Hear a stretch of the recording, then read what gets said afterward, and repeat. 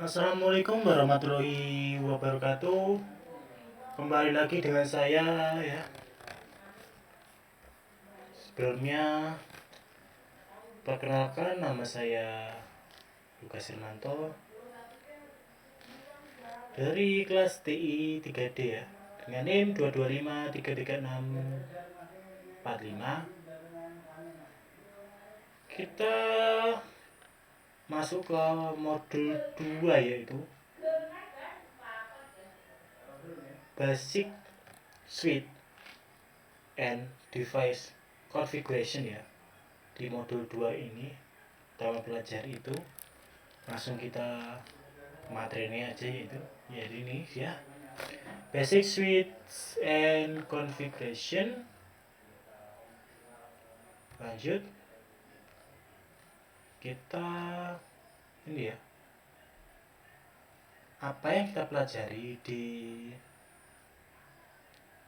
modul 2 ini ya adalah, yaitu yang pertama adalah Cisco iOS Access, yang kedua iOS Navigation, yang ketiga the command structure, yang keempat basic device configuration, yang kelima yaitu safe configuration, ada yang selanjutnya adalah port and address, yang ketujuh yaitu ada IP addressing, yang kedelapan yaitu verified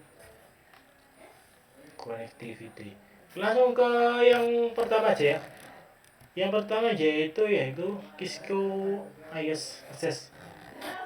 Cisco iOS Access adalah cara untuk mengelola perangkat jaringan Cisco seperti router, switch, menggunakan antarmuka berbasis teks, CLI atau grafis ya. Kalau CLI itu berbasis teks, kalau berbasis grafis itu namanya yaitu GUI atau GUI ya. Ini penting ya untuk mengkonfigurasi, memantau, dan mengelola perangkat sesuai dengan kebutuhan jaringan Anda. Akses melibatkan metode seperti SSH, telnet, dan program seperti PuTTY.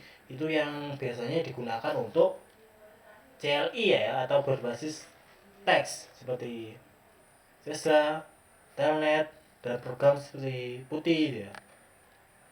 Kita langsung lanjut ke yang kedua, yaitu iOS Navigation. Membahas bagaimana pengguna berinteraksi dengan perangkat jaringan Cisco yang menggunakan komen tadi ya. Jadi di iOS Navigation ini kita mempelajari tentang CLI. Bagaimana kita bisa berinteraksi dengan router itu ya, dengan router itu untuk mengelola perangkat router itu. Ada dua metode perintah utama, yaitu user X mode yang terbatas ya untuk pemantauan dasar, dan verified legend atau X mode, mode yang memberikan akses penuh ke konfigurasi router tersebut ya. Global configuration mode digunakan untuk mengubah konfigurasi perangkat secara keseluruhan atau langsung seluruhnya ya diubah ya. Dan terdapat juga sub configuration model seperti line configuration mode dan interface configuration mode yang menggunakan konfigurasi yang lebih spesifik. Perintah seperti enable dan configuration terminal digunakan untuk beralih antar muka antara mode ini atau mode ini gitu ya. Dan ini adalah inti dari beberapa antara mode-mode perintah dalam Xcode EOS itu ya. Kita untuk mempersingkat waktu ya, ini saya ringkas secara global aja ya. Kita langsung ke selanjutnya, yaitu the command structure. Ini yaitu the command structure itu kita menjelaskan ya, memberikan cara interaksi dengan perangkat jaringan Cisco ya, melalui komen atau kita memberikan perintah ke router kita dengan kita menulis perintah ya, seperti komen di line CLI. Terdapat dua mode perintah utama, yaitu user S mode dengan menggunakan terbatas tadi ya, terus pemantauan, dan privilege dengan mode untuk konfigurasi penuh. Dan hampir sama ya, mode konfigurasi global tadi mode digunakan untuk mengubah pengaturan dengan variable atau tadi ya. Kita langsung lanjut aja. Basic distress and configuration. Di sini di materinya itu dijelaskan langkah-langkah awal dalam mengelola perangkat jaringan Cisco. Pertama, memberikan perangkat nama unik, identifikasi, kemudian mengamankan akses dengan pengaturan kata sandi yang kuat, termasuk untuk user X mode, privilege ya, X mode, dan akses jarak atau akses jarak jauh melalui VTA. Password harus kuat dan dienkripsi. Terakhir, pesan banner ditambahkan untuk memberitahu pengguna bahwa hanya pengguna yang sah yang diizinkan mengakses perangkat ini. Adalah langkah penting dalam mengamankan perangkat Cisco. Di basic device configuration ini kita diajarkan gimana caranya kita memberikan nama ke router kita untuk identifikasi ya, kemudian mengamankan akses dengan menggunakan kata sandi ya. Kita itu memberikan security kepada mewaspada kita saat masuk ke router tersebut. Kita langsung ya, lanjut. Save configuration. Di sini menyimpan konfigurasi perangkat dari jaringan Cisco kita. Ada dua file configuration system. Startup config tersimpan di NVRAM, digunakan saat perangkat boot, dan running config tersimpan di RAM, dan mencerminkan konfigurasi ini. Saat ini perintah show running config digunakan untuk melihat konfigurasi saat ini, dan show startup config digunakan untuk melihat konfigurasi yang tersimpan. Untuk menyimpan konfigurasi saat ini ke konfigurasi startup digunakan perintah copy running config ya. Startup config materi juga mencakup cara mengembalikan konfigurasi jika perubahan tidak diinginkan telah dilakukan, dan bagaimana menyimpan konfigurasi ke file teks. Jadi di sini ini saya ya membaca secara global saja. Di sini itu kita belajar menyimpan ya. Saya besar save configuration atau menyimpan, atau kita istilahnya ya kita punya settingan ya, atau kita sudah punya router, kita setup ya, itu kita save konfigurasinya untuk jaga-jaga atau untuk backup, untuk apa gitu ya, intinya begitu. Langsung kita selanjutnya di sini kita belajar port and address. Di sini pentingnya IP address dalam jaringan. Setiap perangkat akhir, setiap komputer, printer, smartphone, atau apapun yang terhubung dengan internet pasti harus dikonfigurasi dengan alamat IP. Materi ini juga membahas perbedaan antara IPv4 dan IPv6 serta subnetting mask. Selain itu, materi menjelaskan tentang antarmuka perangkat dan jenis media yang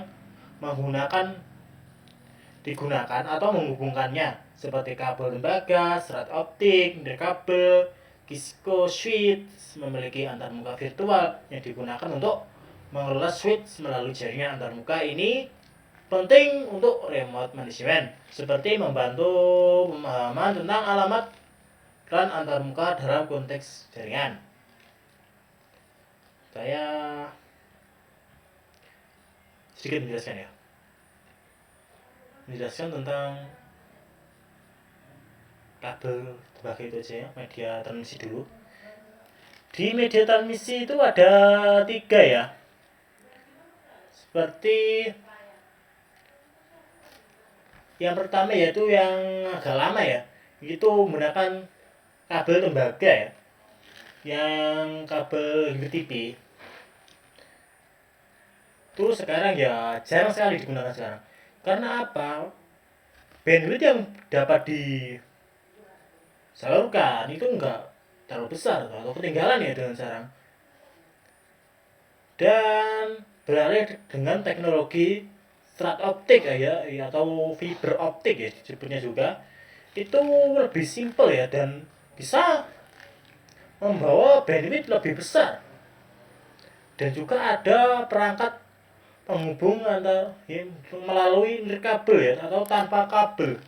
Dia menggunakan frekuensi radio ya, seperti frekuensi radio gitu. Kita sering menggunakan ini, yang nirkabel ini, seperti kita saat kita menggunakan wifi atau gitu ya. Gitu ya. Intinya setiap komputer itu memiliki IP yang berbeda-beda. Dan IP address atau addressing itu dibagi ya di beberapa kelas IP ya, antara A, B, dan C gitu ya. Kita mungkin bahasnya nanti ya. Kita lanjut ke selanjutnya. Selanjutnya yaitu adalah configuration IP address. Cara mengkonfigurasi IP address pada perangkat akhir seperti komputer switch IP diperlukan agar perangkat dapat berkomunikasi satu sama lain dalam jaringan tersebut. Ini mencakup pengaturan seperti IP secara manual atau otomatis menggunakan DHCP server atau DHCP, atau sering kepanjangannya yaitu Dynamic Host Control Protocol.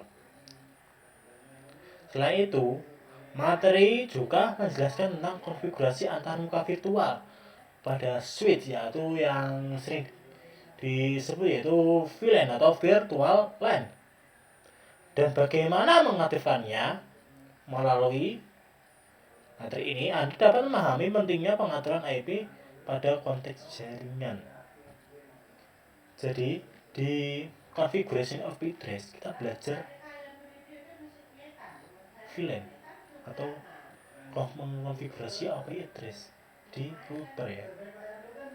IP kita masukkan IP secara manual atau kita langsung menggunakan DHCP server atau secara otomatis. Kita bisa juga setup DHCP server itu. Kita lanjut, mungkin nanti kita bahas langsung ke mungkin ke praktikum ya, ke praktik ya. Yang selanjutnya itu yaitu verify connection VT, yaitu memverifikasi konfigurasi jaringan Anda dengan menggunakan perintah CLI. Pertama, Anda akan memeriksa antarmuka dan alamat IP pada switch dan router dengan perintah show IP on interface brief. Selanjutnya, Anda akan menguji konektivitas menggunakan perintah ping untuk memastikan perangkat Anda dapat terhubung ke perangkat lain di jaringan ini. Penting untuk memastikan bahwa konfigurasi jaringan Anda berfungsi dengan baik. Ini ya. Kita setelah memasukkan, kita ngomongnya gitu ya. Manual aja ya gitu. Setelah manual aja ya. Supaya kita akan setup jaringan manual. Kita banyak kan pengen terhubung ke jaringan sana itu. Kita coba yang manual dulu aja ya. Kita memasukkan IP secara manual. Contoh yaitu umpamanya IP-nya ya 192.168.10.1 atau T2 gitu ya. Nanti ada subnet masknya juga, terus alamat gateway gitu ya. Itu kita isikan ke konfigurasi laptop atau switch atau router kita ya. Setelah itu kita semua itu udah kita masukkan, kita coba perintah cara mengecek apakah laptop atau router kita sudah terhubung ke internet apa belum ya gitu. Caranya yaitu kita ketikkan perintah ping, yaitu ini dia tadi ya, ping spasi di, kita buka command prompt ya, kita bisa cek di command prompt kalau di Windows, kita ketikkan ping spasi IP tersebut yang kita masukkan tadi. Seperti itu ya kita kalau cek konektivitas terhadap IP. Selanjutnya, terima kasih. Sekian modul 2 dari saya kali ini. Sekian, terima kasih. Assalamualaikum warahmatullahi wabarakatuh. Selamat berjumpa di video selanjutnya ya. Kalau ada yang kurang jelas mungkin mohon maaf. Saya juga Farji Bajar. Terima kasih.